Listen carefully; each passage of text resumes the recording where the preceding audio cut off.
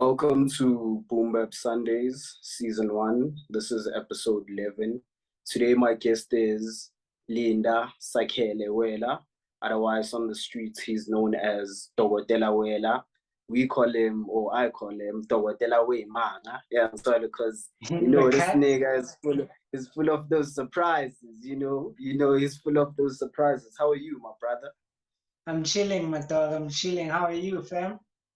I'm straight, man. I'm straight. Nice, Great. soft, So like I'd like to start your interview with like you giving us an intro or like a background as to who you are. Okay, igama Linda Sakele Senemuela. In the streets, as you mentioned, known as Dokotela, you understand? So basically I'm just an all-round guy, you understand me? In the music game, we're there. In the clothing game, we're there. In the art game, we're there. So basically I'm an all-round and I'm just one of those guys. Perfect. Sir. Perfect.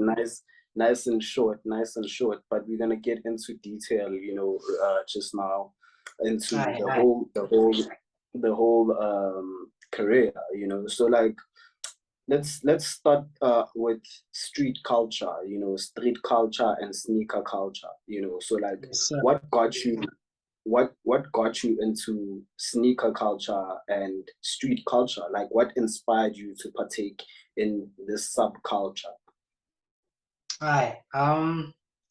basically it was the love for the newest thing, understand? So growing up I used to be one of those kids who are always rocking Nikes, you understand?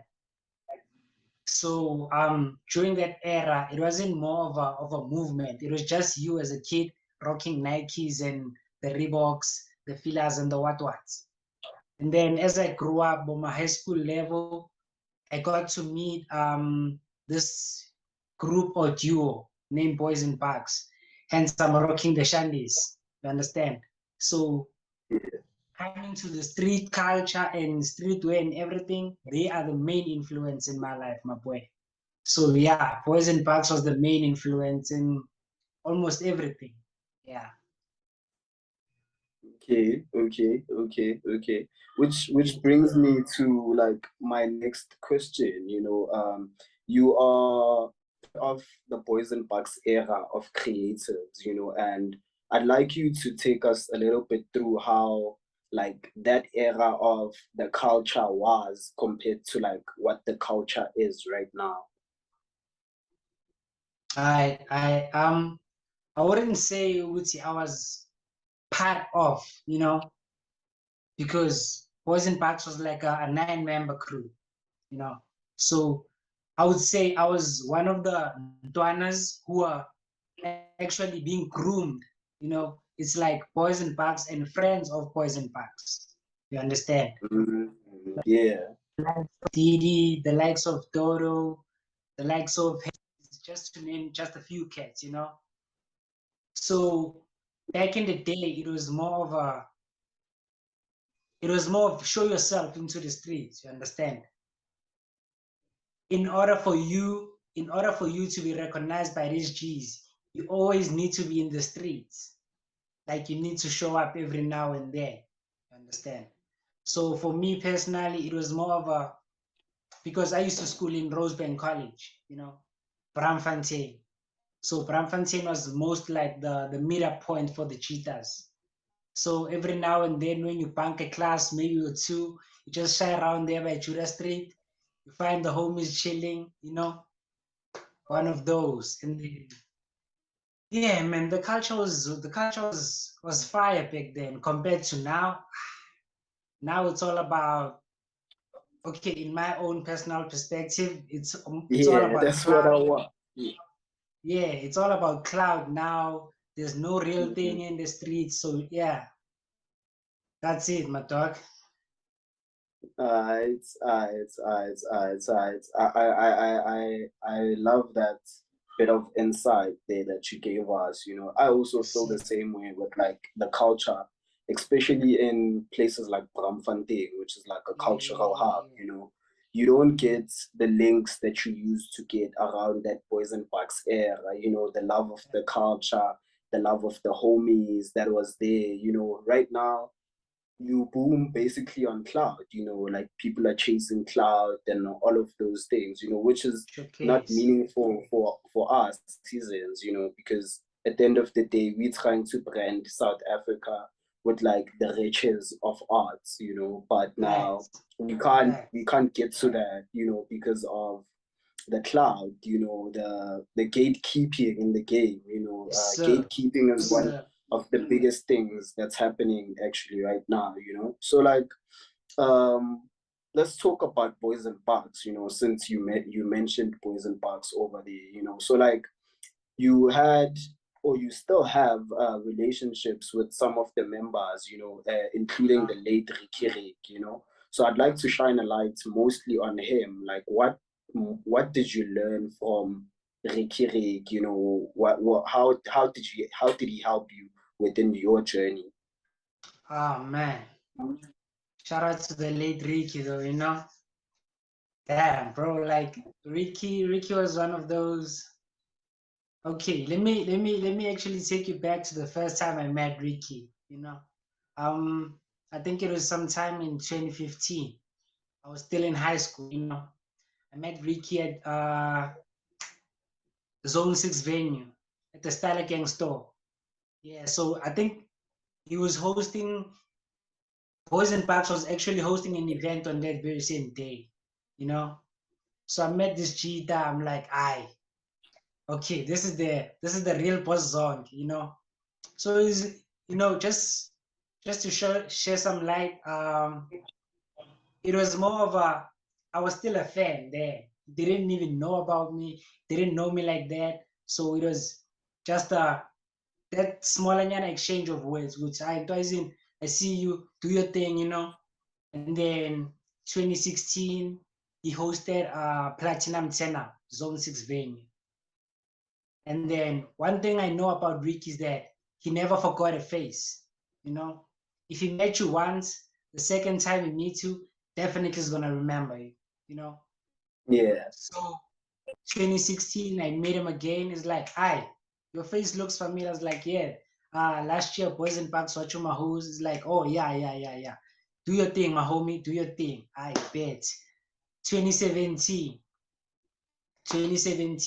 Now, half of the homies in the crew, they knew about me, you know. So Ricky was more like I can say he was more like a Rocky, you know.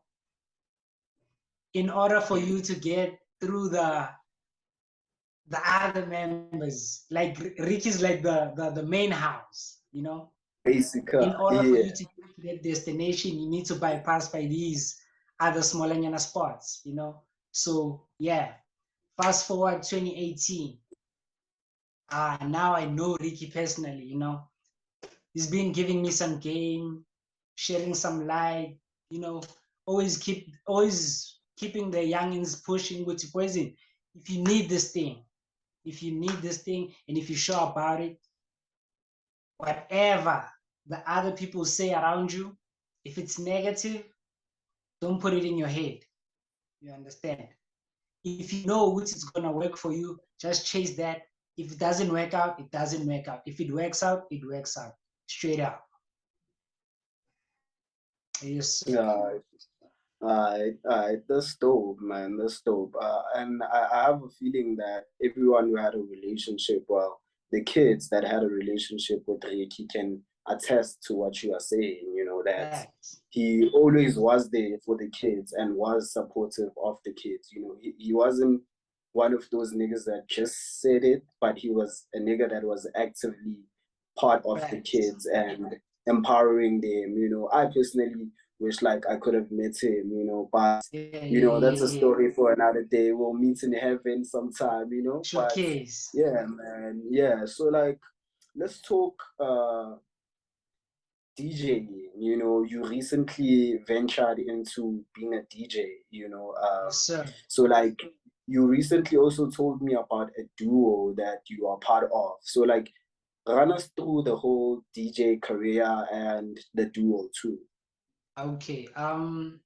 So with DJing, it's more like I've always loved music, you know, from a young kid. I remember sometime in like 2005. I think I was still in grade 3 or something, you know. Um, Back in the day, I used to like collect music.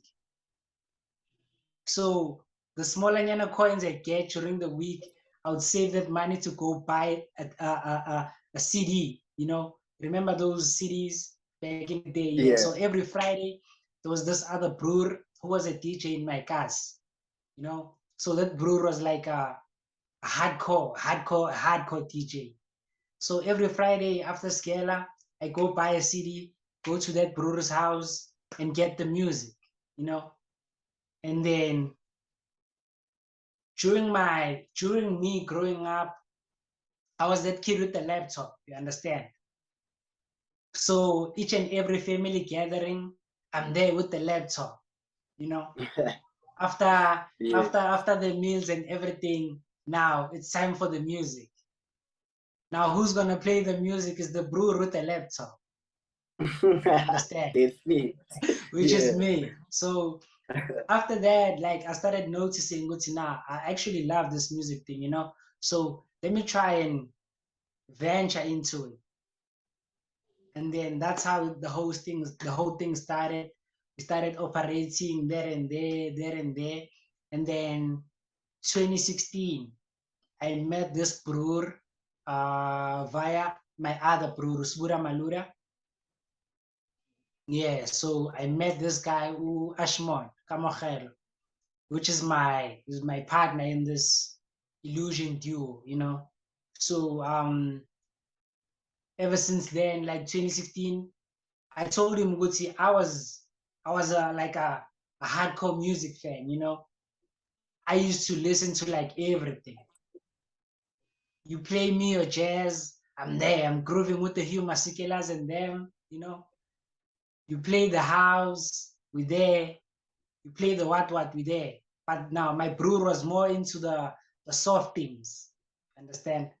So the softer things are I used to like that, but I wasn't really hard on them.